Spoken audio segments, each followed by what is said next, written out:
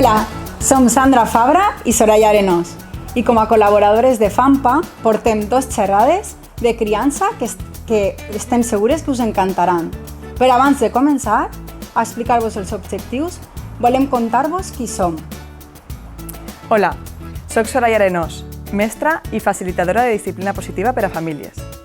Actualment estic dirigint el meu centre a Vila-real, l'Espai Maternal Actiu, dedicat a millorar la qualitat de vida de les famílies, tant a nivell físic com mental, i promoure les relacions respectuoses a casa.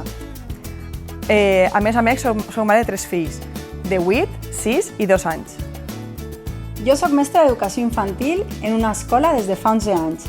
Soc també facilitadora de disciplina positiva i he cursat el màster d'intervenció i mediació familiar.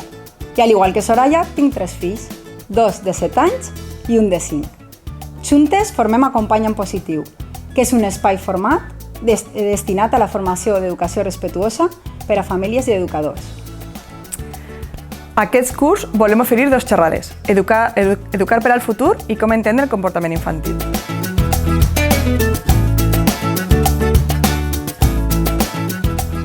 En la primera, Educar per al futur, volem reflexionar sobre els diferents estils educatius i com aquests poden repercutir en la forma d'actuar dels nostres fills al llarg de la seva vida. Veurem què és el que volem per als nostres fills a curt i a llarg termini. I des d'ací traçarem la nostra pròpia guia de criança per aconseguir desenvolupar en ells les millors qualitats per a la vida. També coneixerem eines basades en el respecte, l'afecte i la connexió familiar, totes aquestes molt valuoses per a la resolució de conflictes. En definitiva, l'objectiu principal d'aquesta xerrada és mostrar-vos una altra manera d'enfocar el dia a dia de la criança per aportar el millor futur als nostres fills i filles.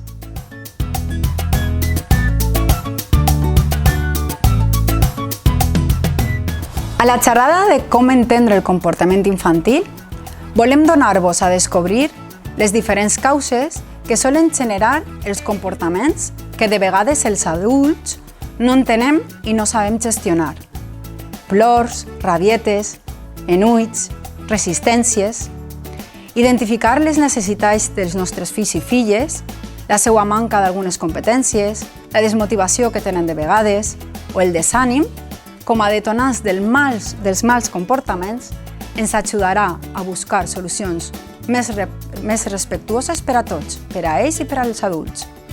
Comprendre que els nens i les nenes tenen la seva pròpia lògica privada i aprendre a entendre què pensen i com es senten els nostres fills i filles ens ajudarà a resoldre la majoria de les situacions més complicades que tenim a la família.